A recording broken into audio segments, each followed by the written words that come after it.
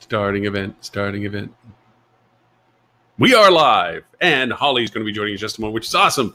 Hey, Holly. Hello. Should I hide it? Oh, no. There it is. No. Okay. Welcome, everyone, to This Week in Hospitality Digital Marketing, show number 112. And this is actually the first time I've got to start the show just with you. I know. That's pretty cool. It's sort of exciting. We should make it the Lauren and Holly show. Let's talk about the others. Please, especially since Ed called me about an hour ago saying he regrets to say that he won't be able to join the show. He has he's doing a charity function and legitimately fundraiser. So he unfortunately had a thing come up, and I said, well, just do yourself a favor and watch the show a little bit after it's over, just to kind of catch a little something. That's so funny because I came really just for that reason, because I scheduled a dumb appointment in a half an hour. That's okay. I'm so mad at myself. I always appreciate any moment of time I can get from any of you and all of you. So I will never ever complain of people missing only a half hour. To me, it's like any chance to go over and chit chat for a little bit is awesome. So I'm all good and happy with it. So no worries. And I made fresh cup of coffee. So I'm good. As did I. Where is your display? Oh, I'm saving mine now, knowing that he's not going to be here, because I have this really cool animation program that I can take a person's picture and make them talk. Of course, Lauren, you're going to take it to the next level. I wanted to so I you know how his favorite saying is, so here's the thing? Mm-hmm. Yeah. So here's the thing. So here's the thing. So I took an audio clip and I put it with it and stuff. And so and Mr. Stewart, but Stewart totally hands down kicked it. He was the aficionado on this one today. Yeah, you're not kidding. Yeah, that was like, and he gave us all the stuff we needed too. It wasn't even as if we had to go dig for it. He actually provided the necessary components to the process. So many colorful suggestions. It was a little bit alarming. What's up? Stuart, I love your room. What have you done? I've been decorating. You know what? Finally. It has both of you have a class and a caliber to your rooms that I just never seen before. It's kind of like Cindy Crawford herself came in and made the designs. I mean, it's pretty crazy. Yeah. So guess who's not coming to the show today? Yeah, he called me an hour ago. He called me an hour ago to tell me he has a fundraiser to do and that he regrets to say he won't be able to make the show. I said, well, do yourself a favor. Interesting, you should pick this show, not to show up, but maybe maybe go look at the show, the recording, and just take a little look and see how things are. And Holly was asking about my display in the back, and as soon as I found out that my printer decided not to make the journey, it actually died. It just does ribbons. I said, well, let me go. I have this program that does 3D animation. You can put a picture on it and it makes it talk. So I was just telling Holly that his favorite expression. So here's the thing. So I took an audio excerpt of it and looped it into an animation of his picture. So we can make him. I want to use it in the future. Whenever he doesn't show up next time, I'm going to actually use that as I'll have him join the show. I'll go and put it on the other computer and have him join the show. just say here's the thing. So here's the thing. Yeah. So I think here's the thing. So here's the thing. I had doubts about this because I'm kind of conflicted, because part of me thinks it's really funny, but the other part of me is like, I'm playing into Ed's ego. We're all talking about Ed. He's not even here. We're showing pictures of him. It's like his master plan has come to fruition. But it has a life to itself. Taking over the world. Yeah, it has a life to itself. So even if we didn't feed it, it would still exist. As the Matrix would say, there's survivability that he's willing to go for. I mean, he can survive even without us. That's funny. His ego, I should say his ego. Hey, we only have Holly for a half hour because she has also another commitment. So we lost Robert. Robert's in Charleston, which is envious because of all the pictures of food he's sharing on Facebook. Tim is, I forget what Tim said, but he was stuck with a meeting of some sort. And then Ed, of course, had to bail for charity work or fundraising. Either it's fundraising for his company or charity work. I'm going with the positive that it's charity work. So we have Holly for a half hour. So I threw out that. It was great that Robert's been throwing out the topics these past few weeks while I've been floundering around getting settled in. But I actually threw these ones out this time, and I didn't know if it's Holly. Since you have only the half hour, you have dealer's choice. Oh no, you can't have me because I, of course, didn't do my homework. So I was only going to be here for half an hour. Wait, excuse me now, but you realize that you're about to enter the pit of despair come October for your classes. The term "not doing my homework" is not an acceptable term for what you're entering into. That's why I didn't do my homework. Oh my gosh, it takes me 4 times as long to do what 20-year-olds can do in this programming world. I can eventually get it. It just takes me a long time. I'm not a natural. I find that odd for you to say. You'll get faster, for sure. Yeah. No, okay. So, and Stuart, you do coding, right? Like, why don't I just do my homework? So you have to think completely differently. I mean, you have to think in very sort of elemental terms. And so last week I was working, and then I had to go and do this speaking engagement. And I thought, I wonder if I'm going to get up on stage and like talk in short sentences or loops or something. I didn't. It was okay. But I hope it doesn't change my brain completely. It's like learning another language. You're definitely right. It does. The way your thought process has to happen for coding is very different. You have to objectify everything and figure out how things relate. So I mean, I kind of view the whole world that way in general. So I guess that's why I was a natural coder, but probably it is a different way to think than the normal human interaction. Holly, were you ever good at Excel? Were you good at Excel? Did you ever do Excel stuff?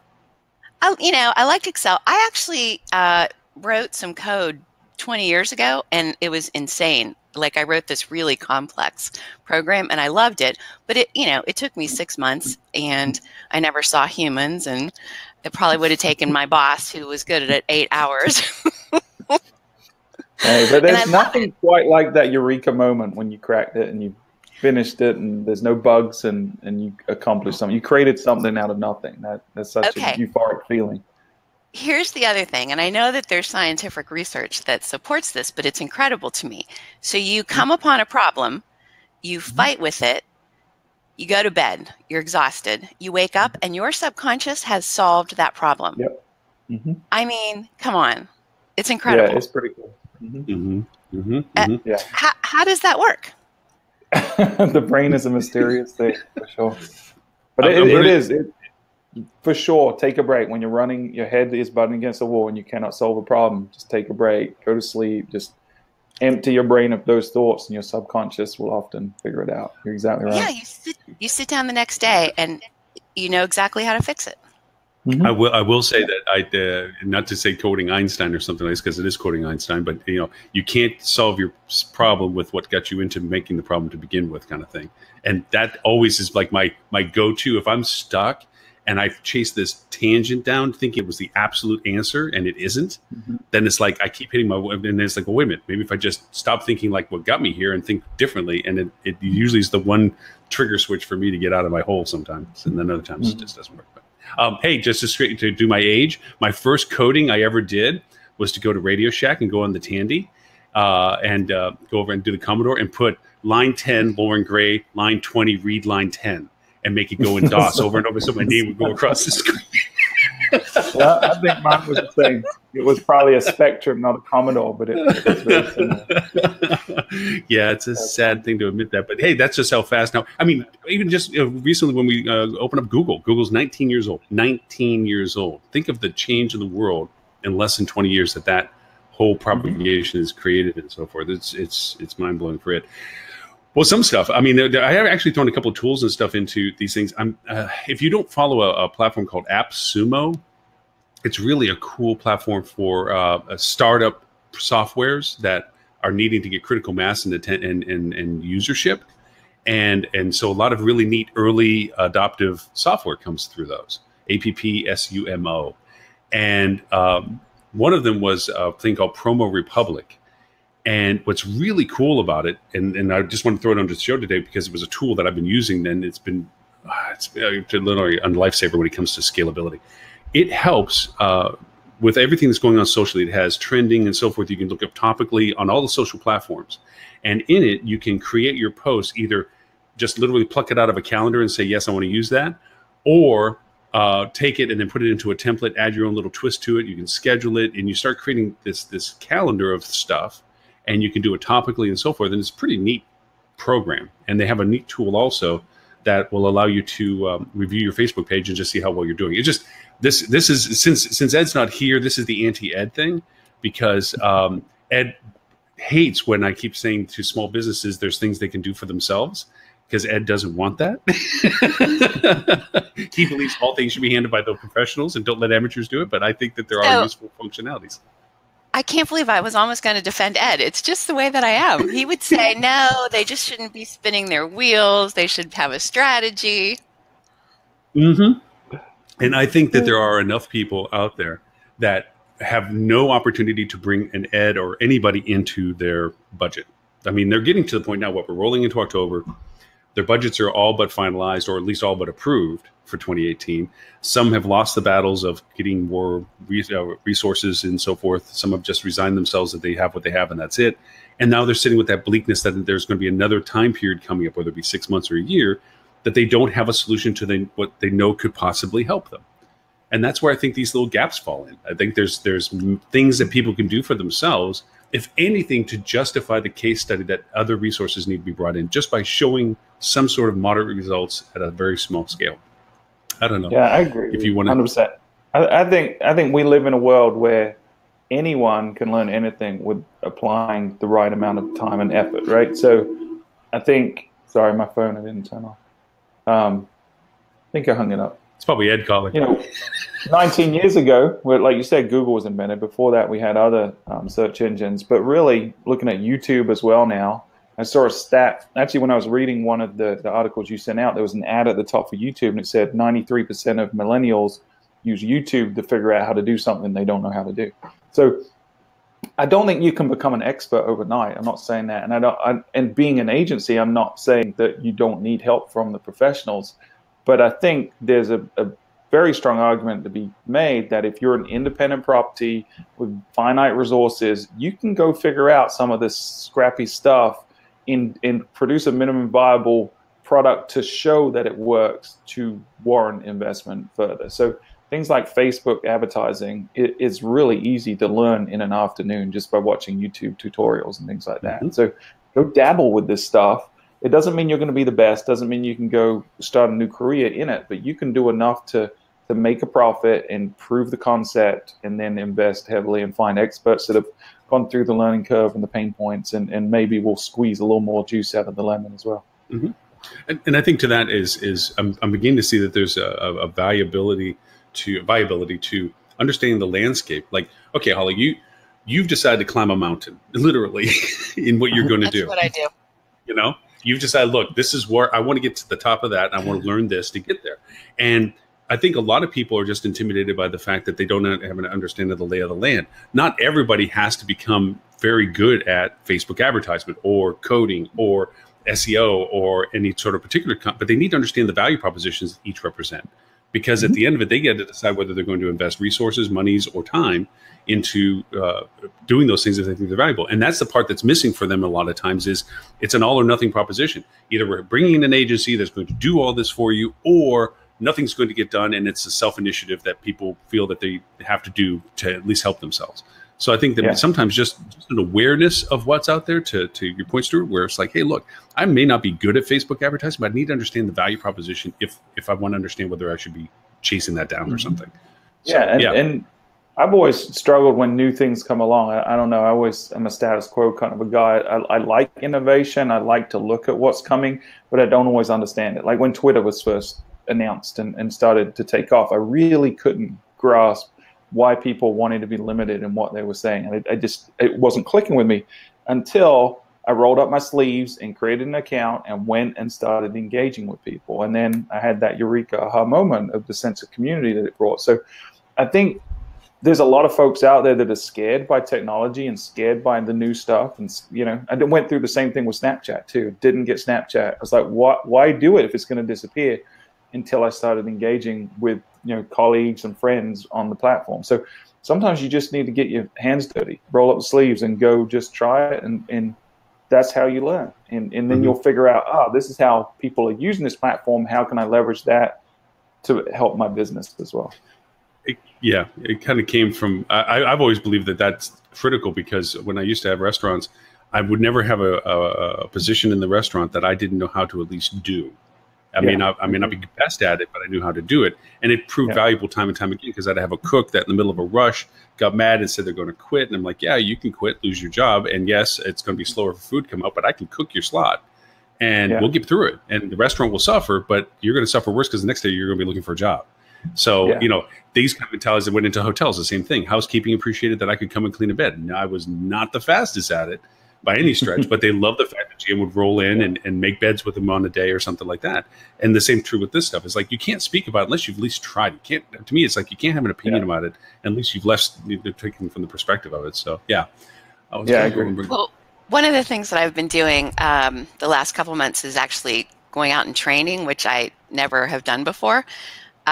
And I've been training this new sales program. So I get this group of salespeople together and I actually teach them a little bit of technology. There's a couple of apps that I found that I introduced them to.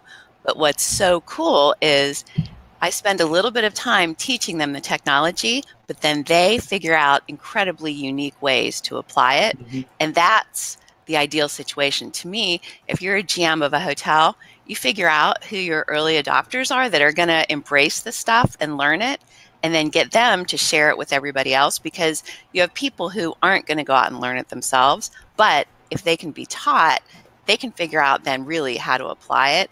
And so that would be my counsel for an on-property. I agree 100%. And I've seen a lot of properties where they find someone that's passionate. Say it's about Facebook, right? And they don't have a marketing role. They could be in housekeeping. They could be in maintenance. They could be front desk. But they understand, they're the right generation. They understand the medium. They understand the lingo, and they understand enough about your property, and they have the common sense to be able to put on the right kind of tone and messaging. Let them have ownership of it. It gives them more satisfaction in their job, gives them a sense of accomplishment in their job, and you do a better job than honestly most agencies can of managing your Facebook page, because you've got someone that's passionate about your property and is on the ground and can take real stories from real guests and real experiences and put them on your social media presence. So I think that's a real scrappy way to accomplish something that a lot of people see as a really difficult thing to accomplish. Holly, since I only have it for a few minutes of time, I'm going to ask you to put you on the spot for something with Signature Series. Because you walk into properties that the staff may not be completely in step with why you're there, or the team members don't appreciate the value proposition that you may be giving them. It may be decided to be assigned to the property, and you're the facilitator. How do you tackle that beginning point, that 0 to now? That's a fantastic question, because one of the things that Signature has taught me is whenever we develop a training class, the first thing that we tackle is how we're going to get buy-in from the audience, because that happens all the time. Somebody at the corporate level makes a decision. They're going to bring in training to the properties. The properties are busy. You've taken me away from my phones. I'm going to have 1,000 things to do when I get back. And so the first thing we have to do is focus on how we're going to get buy-in. And we do it in a whole bunch of different ways. But let me tell you, one of the best ways, we call it a reality trip. When we go in and we talk about delivering great service or making a good sales call or whatever it might be, everybody in the audience shakes their head. They agree it's important, but they also think they really do a pretty good job of it. And then we have done some sort of mystery shop on the property, whether it be a phone call or of late, I've been sending email inquiries to sales offices, and I put it up on the screen. And we black out the person's name so nobody can see actually who it is, but that person obviously knows who it is. But everybody that sees it thinks, I've done something just like that. That's awful. I can't believe it. You do that, the light bulb goes on. All right, maybe we need some help. And then ideally, the second thing that we do is we do the same thing with competitors. So we show what your competitors are doing.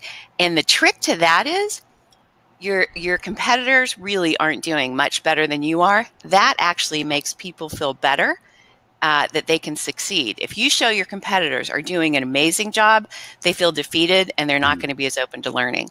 But you show them that they're really not doing it either. You can beat these guys.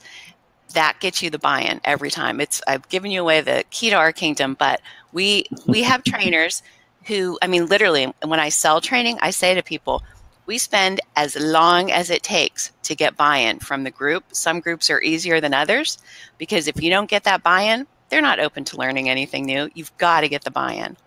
Mm-hmm. There. That was an easy one for a change. Okay. So another question to this is, what happens if you are walking into the best performing property in market and you it's harder to find those things that justify the conversation? I mean, obviously, go ahead. Unfortunately not. There's always, we hate training the bottom folks because the bottom folks, the ownership generally doesn't really have the commitment to make it work. We love training the middle folks or the high-end folks. The high-end folks are usually so geared up that they want to know what we can do to make them better. And we better come prepared with some ideas or that's going to be a problem. But the high-end folks, top of the folks, they're often easier because they've had training, they've seen that it works, they've gotten better, now they're good, and they want to push the boundaries. We love those folks. They're easier than you would imagine. Wow. But sort of the same thing. You've got to show them where you can add value. Mm-hmm. Mm-hmm. You can't come in, especially with adult learners, you have to make every process collaborative, every learning process collaborative. So we never come in and say, we know best, this is what you should do. We say, these are some things we've seen work. What have you done? And then they sort of build upon it. That's just what I was saying about the apps. When I train salespeople, I give them a little bit of technology. They totally build on it. So they take more ownership of it. That's secret number 2. Okay, I'm going to ask for the last of the secrets. How do you keep it continuing on? Like, there's that excitement of the event, there's excitement of the introduction, there's excitement of the newness, the successes that come from it. How do you then make it stretch farther, keep that continuity? So this is absolutely maddening to me for 2 reasons. One, I spent a lot of years training internally at my own company when I worked in hotels, and I didn't have the reinforcement element built into it. And so I think, how much of my life did I waste? Because there's something called the Ebbinghaus forgetting curve. You forget 80% of what you've learned within about a week. So no matter what new stuff you've learned, if you're not applying it within a week, it's gone. And so what a waste. And so you have got to build in reinforcement methods. And so that's why we do ongoing shopping. And the trainer comes back. We see an ebb and flow. So we come in and we train. We see scores go up for about 4 months. And at about the 4-month mark, there's a plateau. And so we send the trainer back in to sort of reinvigorate them. It takes constant effort. One of the best things we've found is we now train supervisors how to coach their people all the time. And so that doesn't happen unless we have a coach that calls the supervisor once a month and we have a one-on-one session with them and we hold them accountable. So some sort of measurement, helping to hold people accountable, celebrating wins at every opportunity. So anytime something good happens or somebody used the skill and it went well, making sure to celebrate it. So that's it. Those are all our secrets.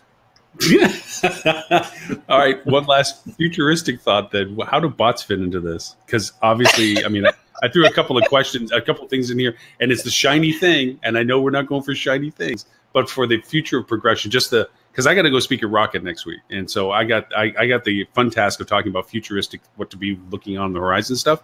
And bots is one of those things. Bots are proving more valuable in some low grade kind of conversations. But do you see them becoming, especially with AI, more progressively intrusive to what you're talking about, or do you see them as an augmentation of success? Or I think an augmentation. So I think people want options. So one of the things, I just wrote a chapter for the CHDM about things like Keeper and the Alice app. So what those things do, they're not going to replace humans. They're going to allow humans to do what humans should do, which is sort of the warm fuzzy or the big problem solving. Take the tedious stuff out of it, and that's what the bots can do, and that's what these guest service tablets in guest rooms can do to automate and make sure things move more smoothly, so you don't have to deal with constant tedious, I need a pillow, I need a towel, answer the phone. It takes me away from talking to the customer. So no, I think it can augment it, done well. Stewart either made a funny face because somebody walked into his office, or he wasn't totally happy with the tablet in the room and the stand. Can you reading way too much into that? Can you imagine people walking by Stewart's office? I've had a lot of questions, you know, and to hurt Ed's feelings, a lot of the questions have been, "Who's that on the wall?" So, yes, so much as he might think. Yeah, I guess his fame hasn't reached as far as Myrtle Beach yet. Even though you would think, based on his referencing of Myrtle Beach and the successes there, that there should be a statue already somewhere down by the beach. I guess I'm just not training my staff well enough to know Ed. I don't know. Hey, I do have to tell you something though, Stewart, about one of your staff members. I posted something from a competitor, probably on LinkedIn. I shared an article and wrote something nice about it, and I got a message from somebody who works for you saying, "Hey, we write some pretty good articles too. Have you ever thought about sharing anything?" I'm not kidding you. And I said, "Wow, I love that. I absolutely will. I forget who it is. I'll look it up and send it to you." Okay. It's pretty cool. And I said, "Oh, I'm a big fan." Well, there was also. But that's funny. You know, our guys are just passionate about what we do, so they're always reaching out and reading other people's articles and trying to share ours as well. So. Yeah, that was cool. I have not gotten that a lot. I share a lot of stuff, and I haven't gotten people, you know, trying to get me to promote their stuff. So that was fantastic, I thought. But it's also a testament. Yeah, it's also a testament to the fact that you allow them that latitude, that education or continued learning is such a critical component to being able to be good at what you're doing. Because I see it too often, especially in agencies, when you're dealing with people, there's very talented people that are kind of like a fish taken out of the ocean and put into an aquarium. Where they were really excellent in the ocean, they're kind of contained and stagnated in an aquarium. And they stop or not allowed that opportunity to read new stuff and do it in a way that isn't like on their own time or behind the curtains. It's like, no, look, active, you know, look out there, what's going on, look out what people are seeing. Because obviously if they're reaching out, representing whom they are with you, it's not because they're being secretive about it or personalized about it. It's because they're genuinely a part of your team, looking to make sure that they keep in touch with everything. So that's a great thing. So we encourage that. I mean, just this industry in general moves at such a fast pace. It's obsolete in 6 months. If it was relevant 6 months ago, it's probably not now. You know, so you have to stay on top of it. Otherwise, you're a dinosaur and you don't stay cutting edge. So we really encourage everyone to continue to learn. Part of why we started our podcast was for internal education as well, because we knew it would force us to write more content, produce more content, and educate ourselves, and actually know the stuff we were talking about, because we didn't want to be pushing out publicly that we didn't really know what we were doing. So it keeps us on our toes. It's really good. And we also have internal training sessions. We have what we call Fuel University, where we cross-train each other on different aspects of either what we do in the office or new stuff that we've seen that's bright and shiny that we're interested in. So we spend a lot of time educating. And that keeps everybody humble too, because when you begin to get thinking that you know what you know, it's one thing to know it internally to yourself. It's another thing to be able to convey that and be able to explain that to somebody, because until you know it well enough to do that, you don't know it well enough. So we're looking forward to Holly explaining all coding in 6 months. We're looking for that. All right, we're going to sit back right now, and we're going to go to Holly school. Right now, I'm just trying to get the cat to catch that darn mouse. That's what I'm coding. Goodbye. I looked at your link. All right. Goodbye. Sorry. Holly, have fun. Thank you. Yeah. I'm glad she was able to join it. It was fun. It's like we started with Holly. I'm like, my God, this is, I think, the first show I've started where Holly was on the show at the first out of it, joining us later on to it. But well, we lost all. You know what? So now we get to pick on everybody. Robert. I mean, I don't know what to pick on Robert. Well, there's a lot to pick on Robert about. Where to begin? Yeah, right. And Tim. I mean, I think I should, now that I've done one animation for Ed, which, by the way, it's a program that I've had for a while, so it sucks the bandwidth out of the computer because it's graphics, and Macs are not famous for graphics. And it just like bogs it down. I would have run it. I'm going to run it on the second computer. I really was going to have it as a second player and have it pop up in this little window and just have it speak. That's so funny. I'm saving that for future references for him. So, but anyway, so we got the whole board. We can talk about whatever we want to. I don't know if you had a chance to peek at some of this stuff. I did. I looked through it all this morning. There's some good articles. There's a some lot. Interesting. grab something for. What do you think about what you want to try to throw? Since it's going to be you and me show today, it's like, yay! Yeah, and if anyone listening along wants to join in and jump in on the conversation, you can just. Especially the one that thought you were truly from Australia, from a place called Myrtle Beach, somewhere in Australia. Honest to gosh, there was a posting. I don't know whether they're being sarcastic with it, but they said, because when last show we were talking about the fact you're not from Australia, so he says, I always thought he was from Australia, Myrtle Beach, something, you know. That's funny.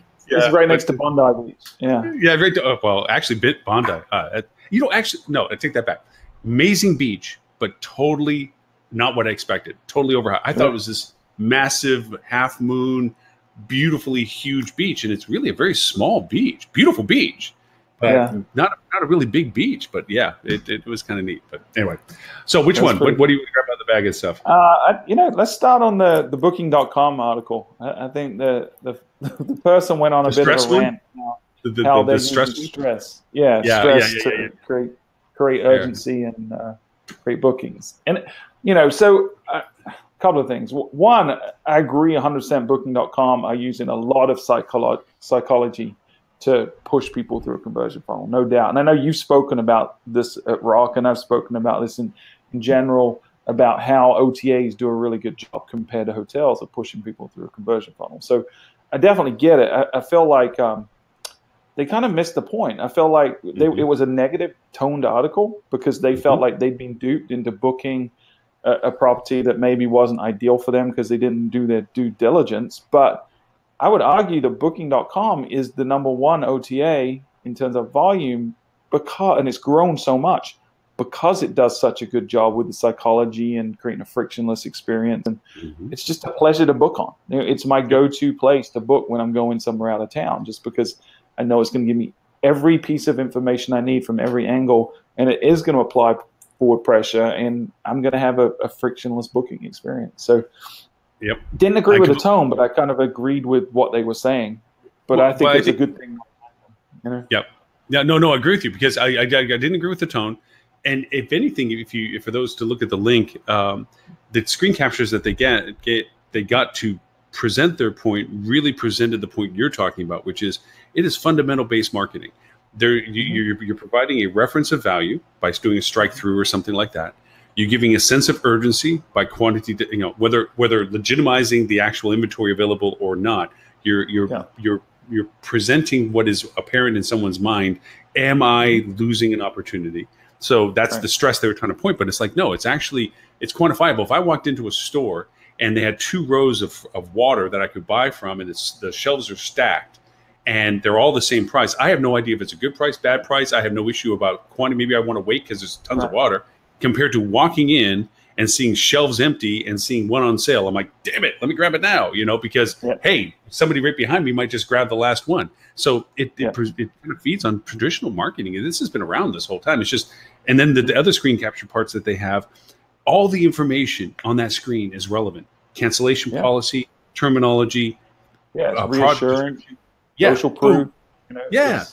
Everything we should be doing as marketers. I think for me, I look at Booking.com as the poster child of how to do it right, and I try to apply the same persuasive tactics to my clients because they do a really, really, really good job. So rather than complaining about it, understand it and use the tool the way it's intended to be, but then apply it to your business and you're going to make more sales. That's the beauty of psychology, right? It's foolproof. You know that it works. It's been tried and tested for hundreds of years, how to sell and persuade people. And that's all they're doing. They're just applying it on a new medium.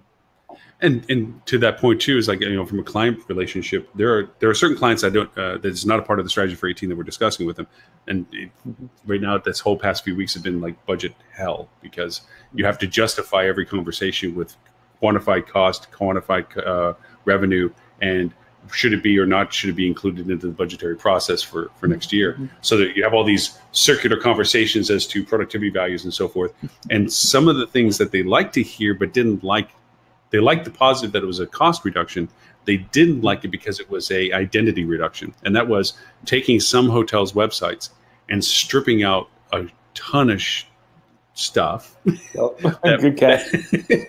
that was not functionally helpful for them. They lost the war about destination information. They're not the anchored authority to destination information. So quit bloating their site with destination information that is not being used. Traffic dictated it, heat maps dictated it, engagement dictated it, and instead, as we kept culling down some of this content, we kept seeing mobile usage creep up. So it was validating the fact that with mobile usage, you're not going to read reams of pages, adaptive or not, on your screen. You're really there for more of a streamlined process. And I tried to tell them, it's like 3 clicks to book. If we can somehow get as close as we can to 3 clicks to book in a process on a mobile environment, obviously we need other content available past that. But from a value proposition of your website, just stream it down to lean, mean, and productive machine, Yeah. And what's relevant, and you look at what Booking.com does. It's not that they don't have a lot of valuable information. They're providing all the things we said, reassurance and social proof and urgency and all this stuff, but they're doing it in a very good design. Like it's on a single page, you can see everything you need to know about whether or not this particular property is going to be right for you and your booking. So you need to have some design applied to what you're doing, but don't fall into the mistake that a lot of people used to, which is the NASCAR effect, where it's, I've got 70 different stakeholders in my business, and every one of them thinks that their particular line of business is as important as everyone. So now the groups, the meetings, and the golf director and the events coordinator all have prime real estate on the homepage, which really isn't helping my bottom line. I can get that message to people at some point later on, post-booking or whenever. Don't clutter the homepage or the landing pages throughout your site with superfluous information that doesn't help people get through that funnel as quickly as possible. Like you said, 3 clicks is optimal. Yeah. But don't distract them. Don't send them down different rabbit holes, for sure. Right. You brought up are you a NASCAR fan in any way? Do you just I'm not. I just like that term, the NASCAR effect, because it's. I mean, everyone can relate to the stickers, One of my favorite presentations I ever did about trying to explain social SEO, SEM to people to understand how the relationship works. I use NASCAR because I'm not a NASCAR fan myself. I mean, I like NASCAR, don't get me wrong, but I'm not like a fan, like I follow anything or anything about it. But I was trying to explain the teamwork effect that if you try to be a lone NASCAR racer, you can't win the race because you can't stay in front the whole time, and you can't get past certain people unless other team members help you. And what I was trying to say with NASCAR is that there's team orientation to it. The person that's most likely to win on that track with that type of car is the team leader to that process. And so social media is kind of like the car that gets in front of you, that's your team member, that's pushing the wind in front of you to allow you to draft so you can keep your positioning because it's controlling conversation your way, so to speak. And SEO isn't behind you, and it's a blocker. And I'm using my hands down below. A blocker to keep cars from behind you, your competitors from behind you, from taking over your position, because it's moving in such a way that it's harder for them to pass them to get to you. And then you have SEM, which is your slingshot, which is the guy that comes up beside you, you pull up and draft, suck behind him and slingshot past him so that you can get to the right, because it was a discussion about ZMod. You can lead the race 99.9% of the time since the race started, but if you don't pass the finish line at the ZMod, where the conversion happens, you didn't win the race.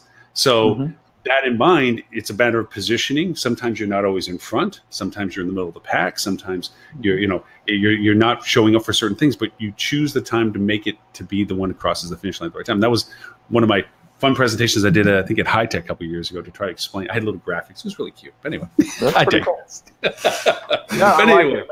It's a very apt analogy for sure. And I think what it illustrates is that, a lot of these different marketing channels have very different purposes. And I don't think people look at it that way. A lot of times they'll try to accomplish the same thing with every channel. Everyone they're trying to get bookings, or everyone they're trying to get email addresses. And I think you've got to understand where who the people are on those channels, what they're doing when they're on those channels, what their intent is, in how can you move them towards a favorable outcome, whether that's a booking or a like on Facebook or an email acquisition or whatever it is. But knowing how they all work together is really, really important as well. So you're reinforcing messaging and things like that.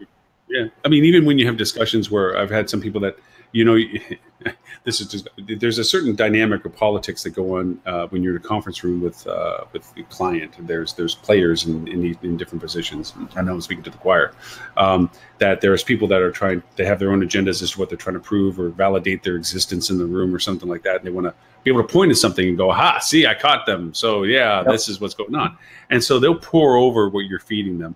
And they'll go over and say, "Well, hey, look, your positioning, you're down on these keywords. You went down and so forth. That's not good. That's bad. We're losing ground there." And I'm like, "Well, you look at the words, you know." And they go, and going back to the NASCAR now, it's just like, you can't lead all the time on these things. You don't want to. So look at those words. They're event-driven words. We're not, that event's not happening anymore. So we're not interested in maintaining a lead position in those with efforts, and our content's being updated. So we're going to keep organic traffic duration on there. And then I go over and I pull up, like if you do your good goal setting on your website, I pull up the contribution of that page, perhaps, in a dollar sense that Google is great about teaching. And it says, look, it's still generating you value, but you just don't have to lead the race all the time with it. You're still in the pack. You're just not in the lead at this point because it's not worth your time. When it comes time, we'll be focusing on it and we'll be bringing you back up into the front line when we know that it has a value proposition. But those kind of conversations where, people, they're not there to be to help the success. They're there to justify their own in some way. So I know it's for sure. Yeah, and they're always looking at everything with a critical eye and trying to get you, So, yeah, I agree. I mean, we come across that and try to just train people to focus on the right kind of metrics and not the vanity metrics, like things like rankings or, it's been a while, but we used to get a lot of folks that would just open their laptop and pull up a keyword that they thought was important and say, look, I need to be number one on this keyword. And we'd have to go through the process of showing them how much search volume there was, what competition there was, and explain to them the nuances in the algorithm so that it's personalized to location and your browser history and all this other stuff. And, it took a lot of energy. But we've gotten to the point where most of our clients are kind of over that hurdle and they're focused on, like you said, let's look at the value of SEO in general, but specific pages, landing pages, and all the keywords that drive traffic to those landing pages, and look at what they contribute overall to the bottom line. That's a much more effective way of looking at ROI for SEO, which it has used to be very intangible. You'd measure rankings and that was about it, but it's not the case anymore. You can really tie it back to revenue. I do think, though, we should put the clickers back on the bottom of the pages of page views. I just think little counters, a little counter. I remember the first website I ever created, and I think I ended up spooked because you could always set the start number for those counters, right? So instead of it showing like you've had 4 visits, I think I started at like 1,500,000. But look how popular my site is. Yeah. Well, there's still a certain vanity. GeoCities Day, I think it was. GeoCities. Oh my God. Probably the first website I built was in GeoCities. GeoCities. No, it is still a vanity issue for people where they feel like, hey, why am I not showing up for this? Why am I not being seen for this? And it's a constant explanation process to your point of, well, what's the value proposition it's bringing to you? Why is it necessary that you show up for that? Now, vanity-wise, if you want to, that's one thing. I mean, even now in some of the more traditional marketing stuff, I had some clients that were approached with sponsorship of magazines that were handed out at sporting events, and yet you couldn't refer that you were supporting the sports team. You only could refer to what your product was, and you couldn't refer to a specific offer related to the sports team. You really was just a branding vanity thing. I'm in the magazine that supports XYZ Sporting Club, and I'm like, why would you even spend that money? What is it, just so you feel good that when you bring your friends to a sporting event, because they didn't even give you any seats at the sporting event, that you could just say, look, my ad's in this magazine? I mean, useless money. It's like, no, spend it where you're going to get some return on value. I did make a neat matrix. I'm going to send it to you because I love your critique on it. So I was working on budgeting, and what I did was I broke down direct channel contribution to based on the client's forecast, and then broke it down to percentage contributions based on like PPC, travel ads, so forth, so on, what their percentage historical contribution value was for them on an annual basis. Then I broke down the ratio of conversion by month of each of those segments as well, created a matrix. And what I found was it was wrong because the problem with the matrix was it ended up bloating up to spending so much money based on the return on value for that given month for the segment that it represented, that it was just like, my God, this triples the budget to try to hit this number. There's no way we can make a 10% or 15% direct channel contribution and spend this kind of money. Until it dawned on me, it's a level of diminished return. When you have smaller budgets, you focus on branding. And so you're going to get the better return. But in order to expand the value proposition of, say, PPC, you need to get out of the branding mode. And when you do, you start really deteriorating your conversion value. Yeah, that's a big difference. Yeah. Yeah. And so, we kind of go through the iterative steps in PPC and the different types of campaigns and keywords from brand to like hyper specific, because you can get some good returns if you're like near a specific attraction or event, or you have specific amenities or specific room type configuration. You know, there's some really specific things you can target that omit the brand, but really only relate to you, or you're the best fit. But then when you get beyond that, it's, you know, return drops tenfold. So you've got to be really careful. Yeah, because that's what the problem with the formula was. It was too simplistic because it only modified based on the average conversion seen for that month. So in order to hit it, you had to spend astronomically larger sums of money to make that conversion, the contribution is supposed to be. So it was interesting. So now I'm doing. I was going to say it's a challenge when you find these little honeypots of great return on investment in any channel, and you want to scale it. You know, you're going to run into some kind of diminishing return that makes it not viable to scale. You know, we're getting that right now with Google Hotel Ads as an example, right? It's doing phenomenally well for a lot of our clients. Great return, much better than it has in previous years. But you have no control over the volume. Really, it's, you know, you can bid and you can use the automated bid modifiers and things like that to try to maximize your exposure. But because so few people are using the product right now to actually book, it's maybe 10% of what we can get through like Trip Connect or Instant Booking on TripAdvisor. You know, so we want to spend more money on Google Hotel Ads, but there's nowhere to spend it for our clients. Right. You know, well, that's the other part too. Yeah, there's just the same thing with retargeting social. You can pour as much money at it, but it just doesn't spend. It's very finite, very finite. Yeah. Yeah, it only has a certain level of traffic to it. And these are all learning curve things for some people, because not only from our perspective of agency and implementation, but also from client and value propositions. Like they think, wow, you're getting this kind of level of return for this channel. Pour money into it. Give me them. And it's like, dude, you can shove as much money at it as you want to. It's just not spending your budget. Yeah, but I think that's what you have to have, you know, more so than ever. You've got to have a really diversified approach, especially in paid advertising. You've got to diversify as much as you can in as many channels as you can. You know, if you're running into 100% impression share on brand keywords in Google, go put some ads on Bing as well. You know, so many people we run into that they're doing great on Google, but then haven't even considered other search engines. You know, so Bing still has 30% of the market share. You know, that's a good chunk of consumers that you can target the same way you are on Google. And social's the same. You know, if you're maxing out Facebook, maybe go try Instagram. You know, so there's other channels out there. Try to diversify as much as you can.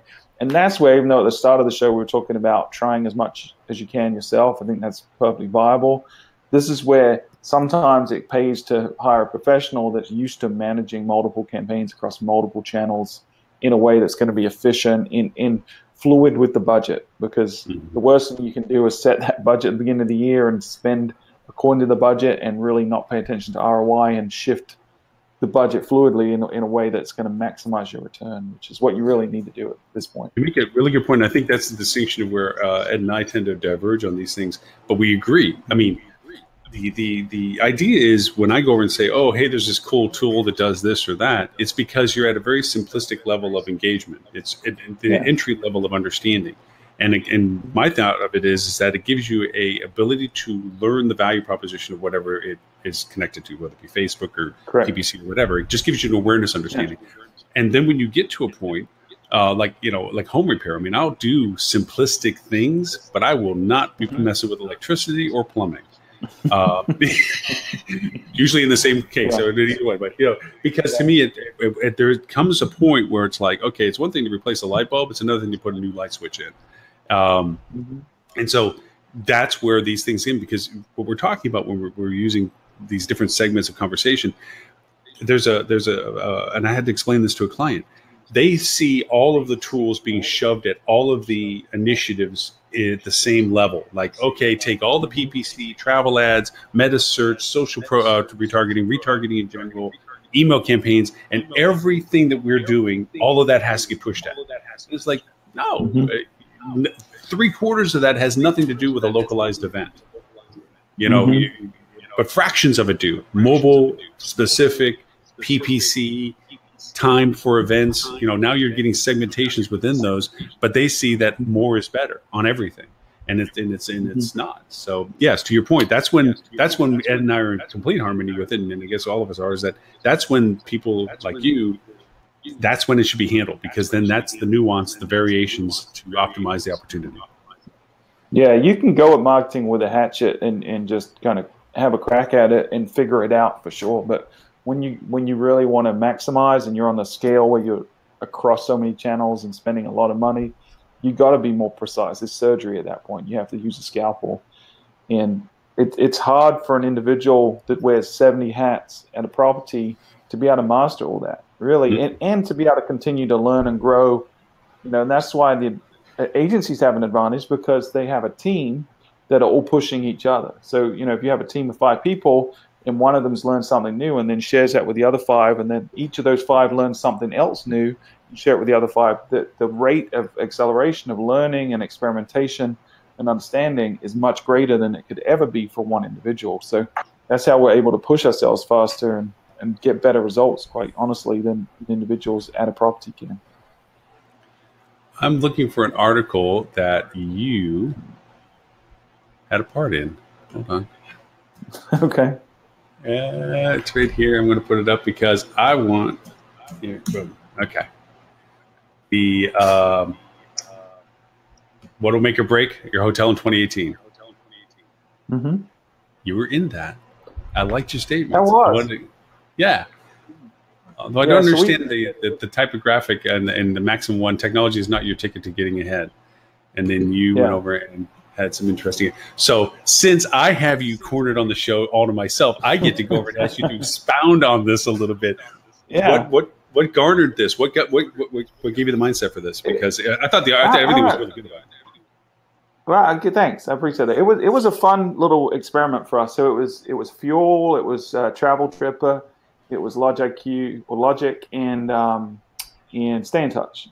We put together a webinar, and we've been doing a series of webinars with just different industry vendors. And that's one of the things I really love about the hospitality industry is it's so collaborative. You know, really, if you look at it, Travel Tripper and Fuel, there's a lot of overlap in what we do.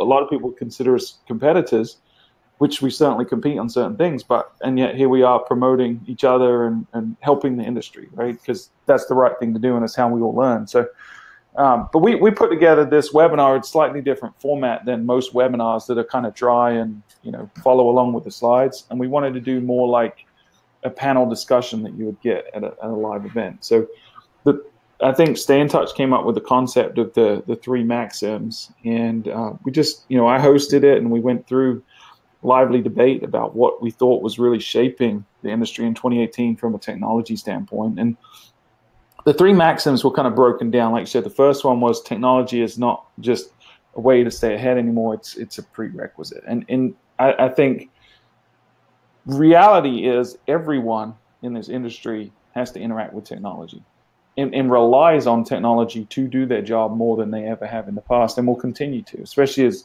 you know, we talked about bots and augmented ability to service clients with machine learning and AI and all this other stuff that's going to help us better mine the data, better personalize the experience, do all these things. Technology is here to stay. So the first part of the conversation was really about that. It was about, you know, how do we embrace technology? How do we make sure that technology is in the right places in our organization? But it you know, I don't know anyone in the hospitality industry now that doesn't have to at least be very computer savvy at a minimum. You know? Yeah. I find it very interesting that some people go over and say, "Yeah, but you're going to be presenting to somebody, and they don't have a computer on their desk. They're not really into computers, but they understand what the value is." Yeah. And I know that they mean well by saying something like that, and there are people still out there, but there are fewer and fewer, because there's fewer and fewer people that can maintain their position of authority and value and not be, to your point, technologically savvy. You can't just say, I know how to run a big company, but I don't need to know how to run a computer, because it is too ingrained into the process of running a business now. Right. And you know, I think it's to your point. I don't think you have to be a hardcore computer programmer to be able to, you know, understand how websites work, right? But I think you've got to at least be a user and knowledgeable enough to be able to make decisions about it, right? So like you said earlier, when you managed hotels, you knew how housekeeping did their job. You knew how maintenance did their job. You could do the job if you had to. You wouldn't have been the best at it. I feel like everyone in hospitality needs to look at technology the same way. You need to understand the benefits of the PMS you're using, the CRM you're using, your reservation call center tools. You need to understand what advantages they give you and if they're impeding you. You know, a lot of folks we go and talk to for the first time. I'm doing an audit right now for a large property group, and I'm running into the situation where their staff are getting, well, the ownership's getting frustrated at the staff, but the staff don't have the tools they need to do their job. You know, they're managing a dozen properties. They don't have any tools for rate management. They don't have any ability to distribute their inventory automatically to the OTAs and to the GDS. It's all manual right now, you know? So the property is getting frustrated that it's taking so long to update rates on all these channels, but they don't have the tool. They haven't invested in the technology that makes that easy and eliminates the hurdles, right? So technology, I mean, it's part of our lives, whether we like it or not, in and out of work, for sure. Yeah. So that was the first maxim. Yeah. No, and then you have the second one too. But I mean, just one point you brought out of the first maxim, which I wanted to make clear, was especially with the iPhone 8 having just recently been released. I find it amazing. No, I'm not. I'm holding out to be the bloated X so that I can spend massive amounts of useless money for a phone, simply to prove the high price is not the obstacle. It's the counter. You know, there's so many articles about that. I'm on the fence, man. Yeah, I'm on the fence. I'm on the fence. I can't decide to go 8 or X. I look at it this way. I'm going to say I'm going to roll it to karma. If I can't get my phone on October 27th when it launches, where it's going to be delivered sometime before calendar year 2018, then I will go back and I will buy an 8, because I'm not going to continue on because I end up having to buy a battery for my 6. It's only 6, not 6S or anything, and it's at the bottom scale of functionality. It's turning painful, the slowness, because of the processor. Which is what I was going to say when it comes to technology. The reason why I want the X, the reason why I would even want the 8, the fact that its processor is stronger than most laptops, it's actually better than the best laptops right now in the sense of processing capabilities, makes it, to me, that and the augmented reality, this isn't the year that this is really the phone that's going to be the changer. I think next year when they debug what this does. Yeah. That's why I'm kind of on the fence about waiting. I think Apple, historically, first generation products have some kinks, right? They typically run into a few issues whenever they do a major redesign of a product. But so there's the teething issue. But then I think you're right. I think they're going to learn so much in the next 12 months with this deploying this product that the second generation iPhone X is going to be infinitely superior. So I'm going to be really jealous if I don't get that one. So I'm kind of. Well, you could do the iPhone, the fishhook with iPhone, and they're brilliant about this. And I'm trying to figure out how to make this work for hotels. The iPhone plan, the Apple plan, that says you will get a new phone every year, and so it's a very expensive lease. And from their business model, it's a brilliant decision on their part. Recurring revenue, recurring revenue keeps you in the ecosystem, allows you to resell the old phone to lower grade, all that. But to me, it also means I never have to worry about it. Yeah, very smart marketing. And I'm trying to figure out how to do that with a hotel. Like, can you, if you have a guest that is repeatable, that you're trying to create a value proposition, lifetime value, can you create in a loyal environment a repeatability that says, look, we're going to lock you in, or we're going to do this, or we're going to do that. I'm trying to, it's just a free-form thought. It's not like I got some vacation ownership is?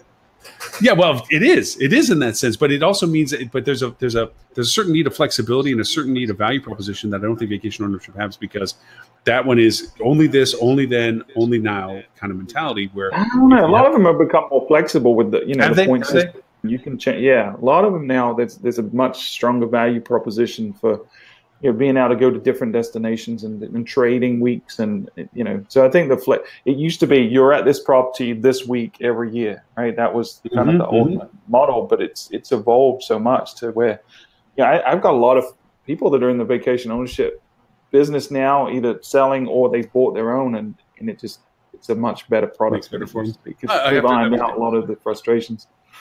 But yeah. Sorry, we went off on a tangent on Apple and somehow. Oh yeah. No, but you had a second maxim to it too. Yeah, with the phone. That was just the technology edition. But yeah, your second maxim out of the article. Yeah, what was the second one? I don't have the article. Let me scroll back because it was down to. Come on, maxim 1, maxim 2 was about service. Is that what it was? Technology and service must go hand in hand. Yes. Yes. This took a couple of different turns in the conversation. So part of it was, the service of the vendor to you, right? And can they guarantee that the service is going to always be available? Because as we become more reliant on third-party products to enhance the guest experience, whether that's tablets in the room, whether it's a mobile app, whether it's, the booking engine on the website, whatever it might be, that you're relying on a third party to provide that's interacting with your guest.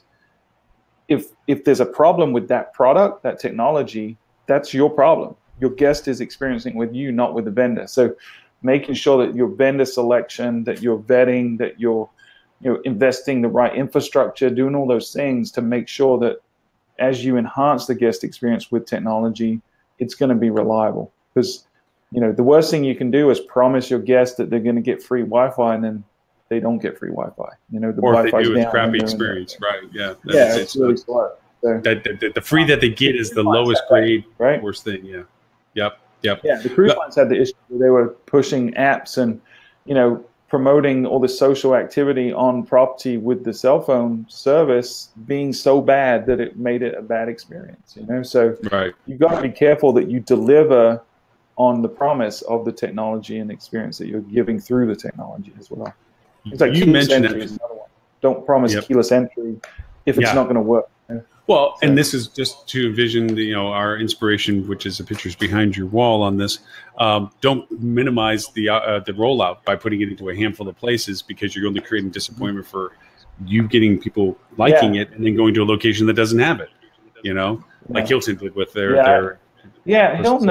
I don't understand. I mean, I get it. I get from a business perspective why a suit would say, let's roll this out and pilot it, right? But the success is going to come from it being ubiquitous. That's what's going to make it successful. So, does it cost a lot of money to retrofit all your keys or your locks in every hotel? Right. Sure, but you find a way to supplement that cost somehow and roll it out. If you believe that that's the direction, which I think most people do at this point. Well, like we said, too, with the Hilton, it was a difference of saying we're testing it versus look at what we have. They kind of rolled out saying, look, we're doing this. Yet it was in such a limited purview of places, compared to saying, hey, we're trying this in different locations. Then people know that they're not going to expect it in other places. But to say that this is something we're doing now and then having the disappointment of having places that didn't have. All right, I have to ask you more of a question where you refer to attributions and attribution strings. And yes, there's, 7 different camps? 7? I think 7 different camps now for attribution string prospect. What is your favorite attribution string that you feel is close to being what we use within hospitality? Because it is defined by industries interact differently when it comes to this attribution modeling kind of thing. It does, and I think I mentioned this on the show before. One of our most popular podcast episodes is the one we did on attribution modeling. 53. You know about attribution modeling, yeah. And in that, we kind of went through, I think, 7 or 8 different attribution models that we have used. I'll be honest, I don't have a favorite. I think, personally, I like multi-touch point attribution strings that have diminishing, some kind of time decay, but looking at them as a trend over time and comparing them to each other. It's a really complicated answer because it's not a right or wrong. I don't think there's a right or wrong answer to attribution modeling at this point. I think it's somewhat subjective, and I think it really depends on what you're trying to accomplish, So personally, I'm very apprehensive to use last click analytics on anything. I think that obviously slants heavily towards end of funnel channels like TripAdvisor, for example. I'm very apprehensive to use first click or put too much weight in first click. And I really, really dislike any kind of attribution modeling where there's not a defined event. So view through conversions being some kind of retaining 100% attribution for 7 days, like some vendors out there do with their display network platforms, I think is at best misleading. At worst, it's unethical. So I think it's a combination, but I think you've got to look at time decay and where things are in the funnel. And I don't think there's a right answer. And ultimately, when you come up with an attribution model that works with you, as long as you stick with it over time and look at how things evolve over time, then I think you're going to be fine. But there's not a right or a wrong answer, I don't think. How about you? And actually, you hit on a couple of things. One, you reaffirm my belief in time decay, because when I did listen to the podcast, which is truly one of the best podcasts, not only about the content itself, but actually to addressing it specific to industry, I think you did a phenomenal job, you and the team did, on really trying to understand what attribution modeling is for. It just isn't a buzzword. It isn't just a fancy way of deferring somebody's interest as to where did I get the business from, but there's a methodology to it. Because I had an evil plan to take over the world once about the attribution modeling. Go figure, right? Because in the string of Google took it as Google taketh away, Google giveth, and so they give us this. They took away the keywords. They gave us the attribution strings, and so I started looking, and I would try to see the first 3 or 4 attribution strings were too generalized. But when you start getting 4 or 5 steps within an attribution string, the way Google represents it, you start trying to look for what exactly was each component in the usability of it, and you begin to see that you can metric out your social engagement when there was a social part to the attribution string, your paid engagement because you had your tracking with your advertising if done correctly, and your organic value proposition, which was your engagement with the website, durability on the page and stuff. And if you really took the time based on what that attribution string gave you, event-driven, business cycle, whatever it may specifically be, you could amp aspects of that attribution string to better improve its value proposition as a conversion model, where you're really looking to improve the conversion of that string. Like, and I used the example when I was working on it, where it's like if I was the organic component of an attribution string was going to a top 20 things to do when you're in town, yet your paid ad was about a particular event, or your social engagement was about a particular post about an event, then scrap the 19 other things off that page, create a unique page specific to that event, and push it up and see if you can improve the conversion string to it. Time decay included, because time decay to me is a critical component based on what the string represents.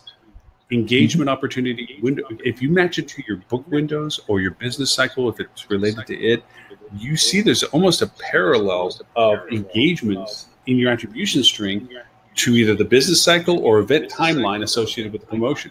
It stays pretty consistent. So to your end, first click, only to dissect why the interest was first garnered. Was it platform specific? Was it content specific? Was it A/B testing on your imaging or whatever? And then last click, what was the point of? Was it time duration because it was close to the event or to the inquiry string of the attribution, or was it because of content again? So everything you're saying, everything you said in your podcast was so true. Was like, yes, there has to be a weighted value. There has to be a time decay to it, but it also has to be intrinsic to what the attribution string was driving on the conversion. So I thought it was a brilliant conversation.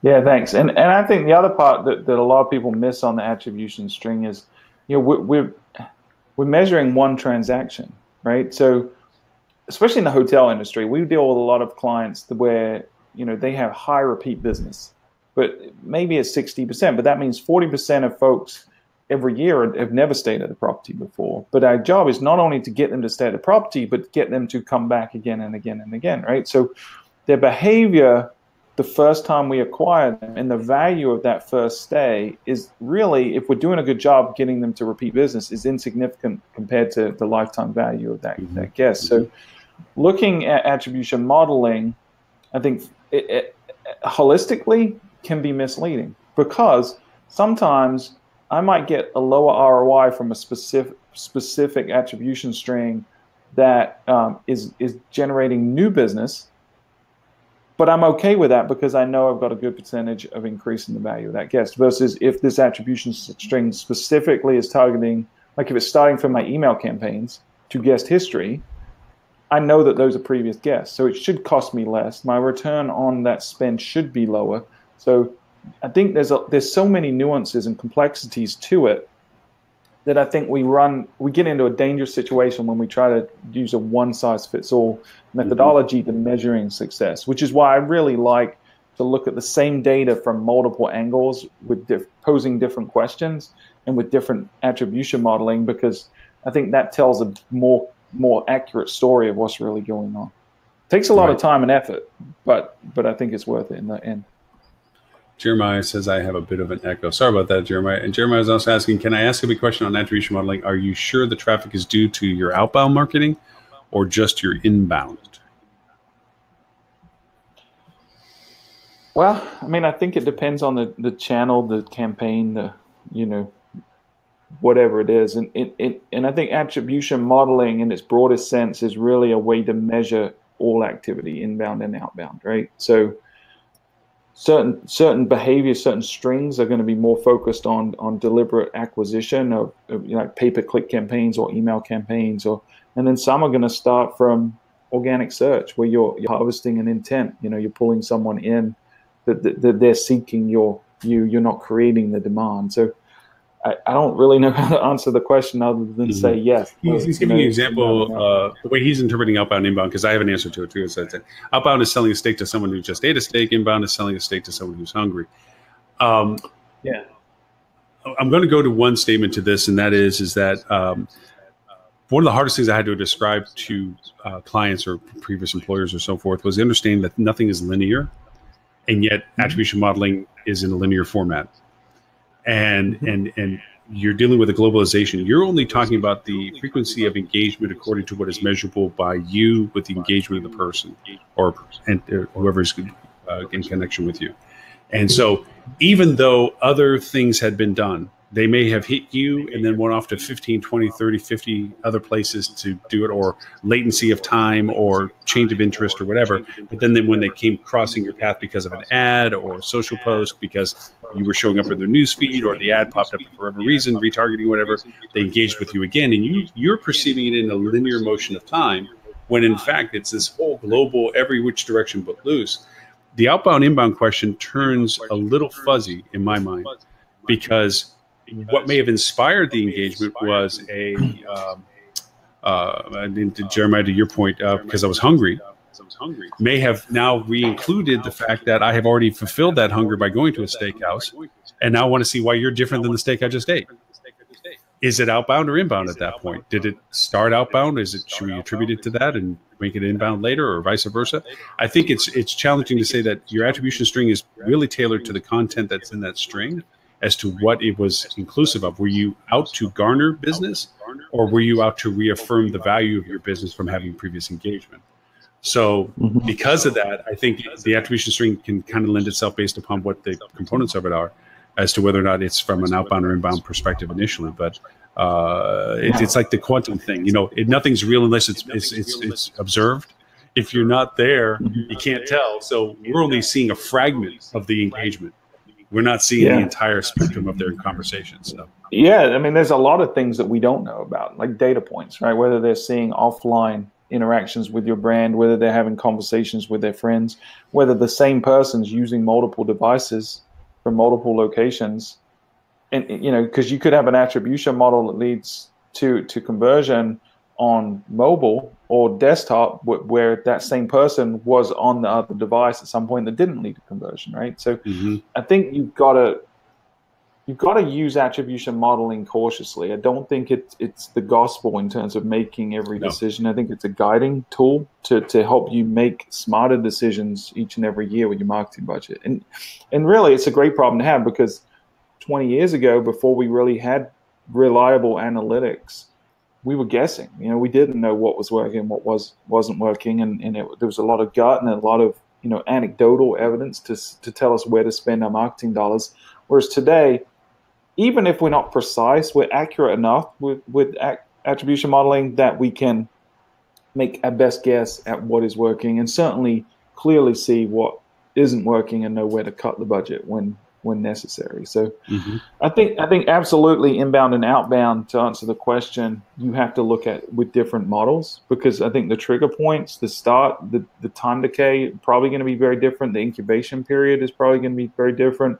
Potentially the booking window itself is going to be very different. So I think repeat business, i.e. the person that you're trying to resell a new steak to versus someone that's just looking for a steak, I think they're very different, and they offer a different value to you as a business, especially if they've never eaten a steak with you before. So I would segment those types of guests, and that's why it's important when you're looking at attribution modeling to follow it all the way through to conversion and try to tie it to individuals and understand what their lifetime value is as well.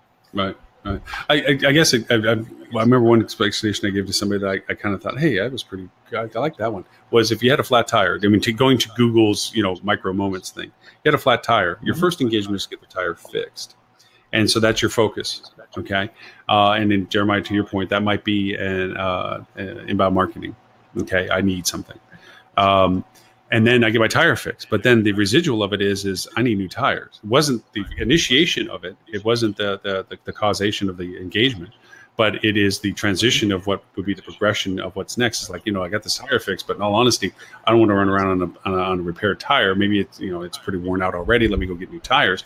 And so the modality of what you're looking for has changed. The continuity stays the same. The attribution string stays in line, but the modality of it, the value proposition engagement has changed to something entirely different. So, I went for a business trip. I didn't end up booking, but now because I went to the city, I like the location. I want to come back for a different purpose. In our world, that attribution string still is in effect. In reality, the entire reasoning of the engagement has changed. Right. You had a third maxim. We did. Technology of the future was felt and not seen. Which I think the principle of that is, and what came out of it is, we're spending a lot of time and energy and money creating deploying new technology to enhance either our operations or to enhance the guest experience or to make more money for our businesses. And that should never come at the expense of hospitality, right? We're in the hospitality industry. We should absolutely give guests the choice of, whether they check in with a person, they're checking in via their mobile phone, they're checking in with a self-check-in kiosk at the front desk. Absolutely give guests the choice, but never, ever compromise the guest experience in terms of real human connection by forcing technology upon them, right? And I would say an example of that is, we talked about this on the podcast a few weeks ago. I forget what airline it was, maybe Delta. Apologize if it wasn't, it was someone else. But they're replacing real people at some of their kiosks in the airports with tablets, where you can go up to the tablet and touch it, and all you can do is talk to a person on the other side that's centrally located, right? So I get why they're doing it, but I don't feel like irate customers that are already frustrated and looking for solutions are going to be, they're not going to alleviate their frustrations by having to go through that technology in that situation. Now, there's probably an argument to be said, well, maybe they can service more people that way, but I don't think it's a replacement. I think it should be an augmentation to having real people there in addition to the tablets. So I think ultimately, when you're deploying new technology, just think about what this is really doing to the guest. Don't ever try to gain more data, gain more insight, gain an operational advantage at the expense of the guest. That's going to backfire long term. Everything we do should be about making sure the guest experience is better tomorrow than it was today. And that's funny. Using technology to improve that and help them communicate that to other people, to market to more people as well. It's funny, as you're talking about it, reminded me of something many, many years ago, long before the way the internet is now. I had an opportunity to invest in a new restaurant concept. It's not so new anymore, in which they would have these racks, rows of grills that the customer could come in and cook their own steak on. And everybody just thought it was the greatest thing since sliced bread. And I'm like, no, I don't believe that. I don't agree with that, because I believe people go out because they don't want to cook, or they want to cook, but they want somebody that knows what they're doing to do it. And yes, you're saying, there's these guys that can't get, they don't think that nobody can get their steak perfect unless they do it, so forth and so on. And I'm like, yeah, on their grill that they know the hot spot and the temperature and the corks and all this, and they have whatever. I says, you're going to be putting them on a grill, and then you're going to tell them that they screw it up. It's their steak anyway. You're not going to replace it for them. It's not like they get to try a couple of times until they get it right. And oh well, then we're going to have all these different accessories, and they don't have to worry about everything else. They just have to cook their steak. I'm like, I still don't think that it's going to be this mega chain thing that you think it is. And to their credit, some restaurants have succeeded in this model of adding that to it. But to your point, the reason why I'm bringing it up is, guests don't want things put in their way where they have to do it when they're there with you. For you to do it, you're the hospitality person. I think there's a certain value proposition to pod hotels. Or automated sequences of things, because people have an efficiency to them that they just want functionality on certain things. I think they're there, but I think more often than not, when people travel, they want some recourse, that there's someone they can engage with if there's something that's not going the way it should go. So, yeah. If you look at reviews, positive reviews for hotels, so many of them, there's a huge correlation between positive human interaction and a great experience, right? Even the folks that had some kind of negative issue with their room, when someone that's great on property handles it the appropriate way, 9 out of 10, they're going to leave a positive review if they feel like they've been treated appropriately by an individual, right? So we have to remain hospitable to the guests. We have to become or remain innkeepers. Like, that's our job in the hotel industry. Technology is not going to replace that. Sure, there's going to be niche products like pod hotels and things like that for specific needs, but the majority of travel is still going to need that human touch.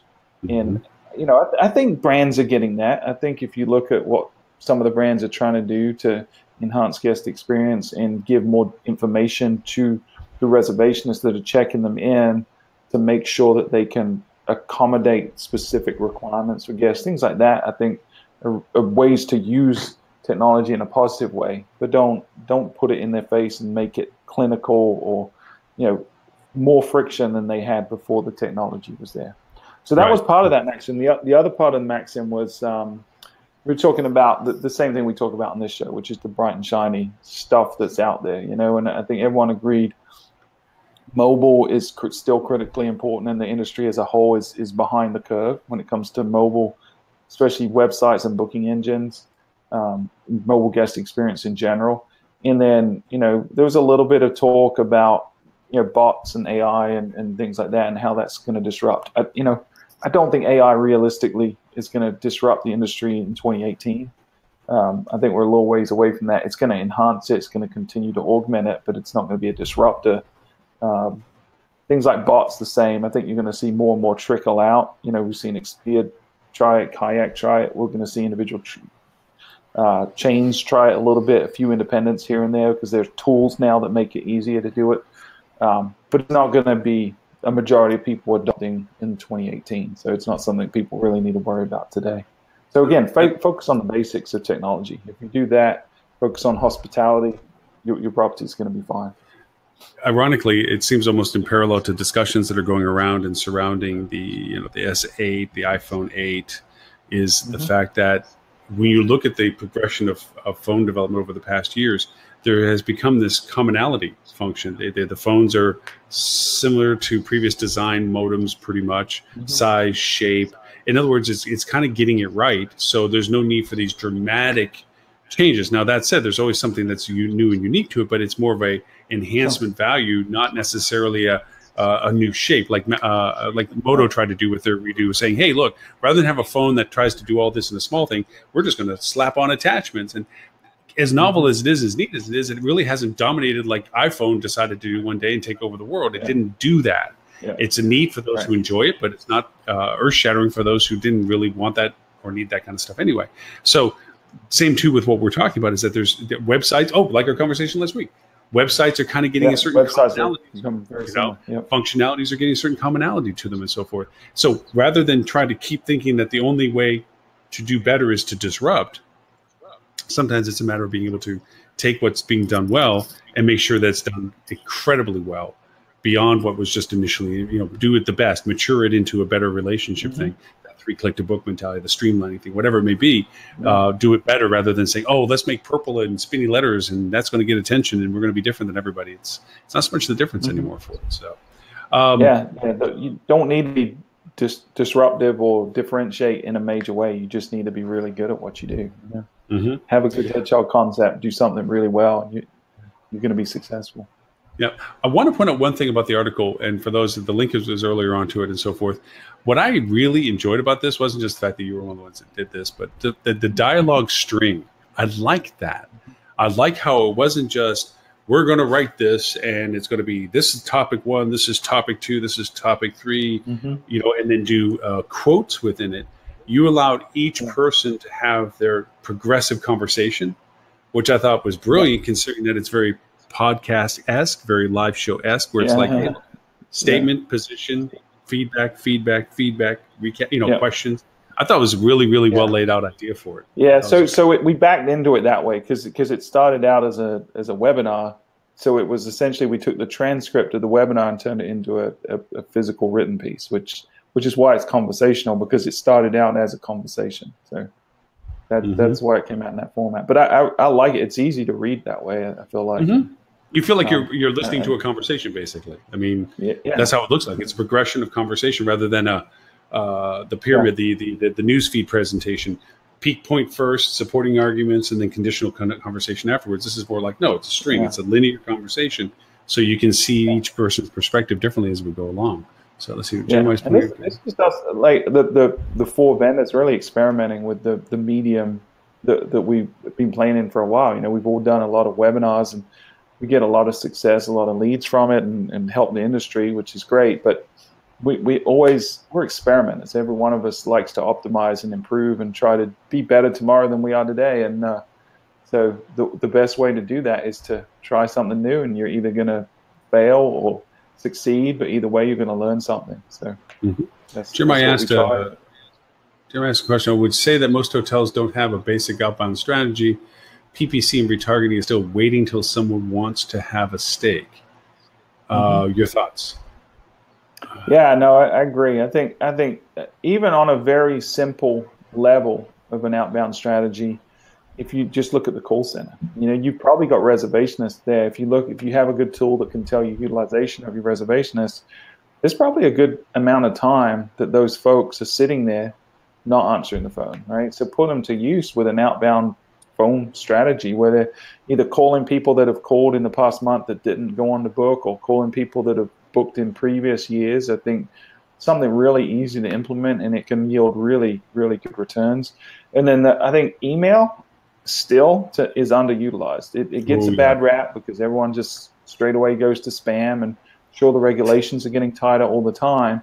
But if you have a good opt-in strategy, if you're delivering value in what you're sending to people, then email is still the #1 form of marketing you can do as a hotel. So having simple trigger campaigns that analyze your guest history, look at who booked the previous year, in 30 days before their booking, automatically trigger an email that's personalized to them with a similar itinerary to what they booked the previous year, and with the rates included and all that, pull in that contact dynamically and trigger that inspiration. So you're not waiting for them to go back to Google or to Kayak or to Expedia to start the research for next year. Try to head that off and get them to only consider you. You know, maybe give them a couple of options. Hey, we got these 2 properties in this location, or we got these 2 packages, and you can get breakfast included or get these experiences along with your vacation. You know, so the choice becomes you or you versus you or everyone else on the internet that they could stumble upon when they start the research. So I think yes, to answer his question, I think it's not, outbound isn't something people focus on as much as they probably should. But the reality is it's not that tough. And just those 2 simple examples can move the needle significantly in terms of repeat business. Yeah. No, Jeremiah, thanks. I'm just sorry you had to duck out with it. But I also add to the comment about you can't, and this is an argument that I've had and I've won and I've lost, and there's validity on both sides of it, is that you can't generate demand when there's no demand to be generated. And it goes back to, as much as we feel that we have a perennial value of a hotel being in location somewhere, if people don't have the interest or inspiration or need to be where you're located, no matter how good you are, no matter how well you present yourself, and no matter how much you spend to be in front of people, there's no value to it. You're not getting something because there's just nobody that's going to do that. Just, if they're in the mode or have the option or in the consideration of, you can garner your fair share and maybe beyond, and you should want to get beyond the demand to your market or your product, but you can't make somebody want to go to a place when there's no interest in going there, no time to go there, and no value for them to go there. You can't generate that demand with it. So yeah, I mean, I agree and I disagree. Yeah, that's it. There's two sides to it, because I've fought the others. Like, yes, I can create demand. If you can creatively create content, you can create an inspiration that didn't exist. So I believe there's both sides to that conversation. Yeah, I think you've got to, you know, in general in the world, if you want to, you know, everyone's mind is changeable, right? Their current state of opinion is movable. Like no, unless you're talking about politics, some people are pretty rigid, right? But for the most part, if you came to me and said, "Are you going to take a vacation in November?" I'm going to say right now, no, I'm not taking a vacation in November. But if you came to me tomorrow and said, "Dude, there's this real special offer. They're secretly opening the new Star Wars hotel, and the first 100 people that respond to this only have to pay $50, and they get to stay 2 nights in this, and they're excluded." Right? If it's something that appeals to me, you've provided new information to me that's changed my mind. Right? You've provided unique value that you know is personalized to something that I would like. You can persuade people to change their minds by inserting new information to them. So I think, back to your point, you've got to create value that wasn't there before, they weren't aware of before. Keep sending the same message saying 20% off for November stays, 20% off November stays is probably not going to change my mind. But if you have something very unique that really appeals to me specifically, then there's a chance to persuade me. So I think there is a way to do it, but I think it's very difficult, and it's probably limited in its capabilities and scope. So I don't think I would spend a lot of time trying to create demand. I would leave that to, you know, the CVBs and the Chambers of Commerce's in your area and the events. And I think you're going to spend a lot more of your money more effectively harvesting the intent that exists through inbound and doing a few little outbound things to people that, you know, have a good chance of wanting to book, you know, because they've come every year or they've been to your property before, stuff like that. I think to my argument to what you're saying on the be able to generate demand is, if you were to say, come to, I forget the little town in Colorado, Open Field Farm. It's a personal farm, and pitch a tent and enjoy an evening. I'd be like, yeah, no, I'm okay. Now tell me that it's with the full eclipse, you know? Yeah. And now all of a sudden, well, wait a minute. Oh, that sounds kind of interesting. And the fact that these people that own this farm that had a few hundred acres, and said, the fact that they had this idea that they were in the full eclipse, the fact that they said, you know what, let's go over and advertise. And this is people that own a farm, okay? To advertise something from nothing. I mean, it isn't like this is a normal campground. This isn't like something they normally do or anything like this. But to go over and say, hey, let's advertise and get word of mouth and connect. Now all of a sudden, boom, acres and acres of little pup tents waiting to see the full eclipse, you know, kind of thing. To me, that's inspirational about, yes, you can create demand. You know, if you create an experience. Yeah. But to say, oh yeah, come November such and such, and we have this discount, come November such and such, dude, that's just white noise. That's just, you know, I don't, if I'm interested in buying a car, I'll watch the car ads, but no, I'm not going to go over and respond because you sent me a 20% discount on something I didn't even know I had an interest, or whether I even would have an interest in. So yeah, excellent point. Excellent point to that. So we are at a little over an hour and a half.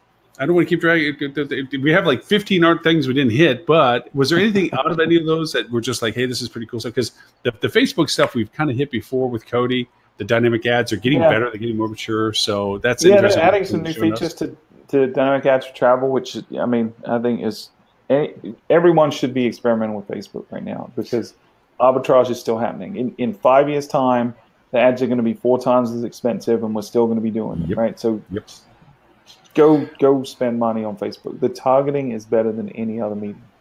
Just like what we just talked about, creating that demand. I mean, if you can target something in particular interest, because you can use that on Facebook, you can create inspiration where there wasn't any before. Right. That's right. I mean, the Russians manipulated an entire election through Facebook advertising. So you can manipulate people into staying with your property pretty easily, right? One thing I forget, I'm not usually... So probably No, because it's funny you mentioned that, because my wife pointed out to me, she says, you know, all this stuff you're liking, people, you know, for somebody that is business-wise on Facebook, you liking all these certain things, your friends following you know that you're liking this. And I'm like, yeah, I don't, it's fine. So yeah, but it really is beginning to show your political affiliations. Like, I think Trump's an idiot. Yeah, well, whatever. So, and I'm like, to me, it's like I forget about the fact that by just liking stuff, like I like the Daily Show and I like stuff. To me, it's you have to laugh at this stuff. It's too funny. It's a sad reality, but you have to laugh at it. But it's just I like those things. I'm like, yeah, that's a funny way of looking at that. That's pretty silly. But it does. I mean, this stuff, Facebook, man, they can twist and make it. Because I start seeing contra content show up. Because of I'm leaning the way I like stuff, that there's other contra content to try to give that balance. But yeah, that Facebook and the Soviet stuff was pretty interesting revelation. So no surprise, just interesting content. Tim Peter, who's usually on the show, his podcast is rapidly becoming one of my favorites. And it's Tim Peter Thinks. In the last, not this one that came out this week, but the last 2 episodes prior to that, he did one on, it was on the big data breaches that had gone on, and then another one just on not being too scared about all the data that's out there, and it was kind of the opposing sides, but they were really good. But he made a lot of good points about just how much data is being collected on us, and how much power these big companies like Facebook and Google really have in the world today. So go check out Tim Peter Thinks, because he did a good job in the last couple of episodes with that stuff. And it's always a good podcast, because you know what I like about it is I try to do the same thing where I try to keep mine around 20 minutes, and his I think he keeps about 15 because that's usually within the time frame that it's snackable. You can read, you can listen to it in a time that you don't have to come back to it, because they say that podcasts you have to come back to, that you lose a lot of listenership from it and so forth. But well, first off, Tim is remarkable, and I'll say that even without him being here, is that he's remarkable in insight. He has a great propensity to cut to the quick on something and understand it for its core meaning. For sure, he can put pieces together really well. Yeah, and he does that in his podcast exceptionally well. Where Tim Peter Thinks, it's kind of fun. Where you do a lot of times it keeps me in balance, because I don't think the way he does. I don't think I think much like those people, but he keeps it where it's like, oh, I hadn't thought of that, and it's really neat, just the same reason why I enjoy these conversations, because the things you think this stuff, just talking to you or talking to anybody else quickly makes you realize, no, maybe something, or at least have an opinion about it, but you by far do not understand the perspective of everything by no stretch. So. Yeah, and I think I learn something every time we're on this show or listen to this podcast, because like you said, it's a different perspective, and I think most people that are looking to learn, they appreciate other opinions, right? There's often not one true definitive answer for a lot of these things, and it's really good to get different perspectives. I think. I mean, I feel smarter for knowing you guys, for sure. So. I definitely know I'm smarter for knowing you guys. That's for sure. So if anybody wants to, one is the wonderful podcast. The link for your recent article is already up, but for the podcast or for more about fuel travel, where do they go? Yeah, fueltravel.com is our website. You can get to the podcast at fueltravel.com/podcast. And go check out the attribution modeling episode. It's pretty good. And you can get on iTunes and Stitcher and wherever you listen to podcasts as well. So, and if you want to hit us up on Twitter with questions, you can just at Fuel Travel as well. Excellent. Now, I don't know whether you know this, but I take the show after we're done, and then I go back and I edit it with an intro. I put some third bars in and stuff. But if you ever read the closing text, I pick on anybody that hasn't been on the show co-host wise, where it's like, really? Like for instance, yeah.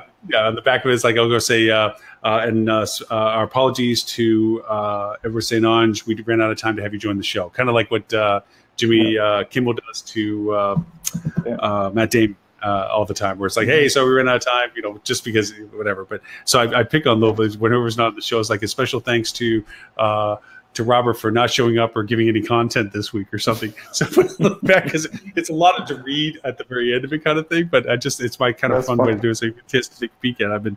I've been cynical in my closing comments on that. So I'm gonna pay attention to it moving forward. That's funny. I like Easter eggs like that.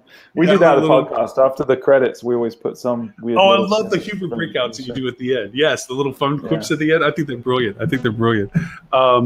For archives of this show, you simply have to go to hospitalitydigitalmarketing.com/live. There you'll get a link to this episode. All the links that we talked about and the links that we didn't get to talk about will be there as well. And the recorded version of this goes as a player on that as well, so that you can play back the show. And the minute breakdowns are there, so if you want to jump to different topics by minute, the notes are there as well. Stuart, thank you. Because if not, everybody would just have been listening to me for the past hour, rapping about all this stuff. At least there was some intelligent conversation today with you here. But thank you for the time. Mr. Robert, we miss you. Ed, we never missed you because we had a wonderful representation of you today. I hope you appreciate the background. Yeah. I appreciate the background drop that Mr. Stewart provided. And Holly, thank you for joining us early. And Tim, thank you, as always, for the times you get to participate. We understand when you're not here, but we'll pick on you more, especially if you don't show up next week. So just to let you know. So. Anyway, with that, Stewart, thank you so very much. And for everyone else who joined us today, thank you again. And we'll join you all next week at show number 113 of This Week in Hospitality Digital Marketing next Friday. Till then, bye, everybody. Yeah, bye.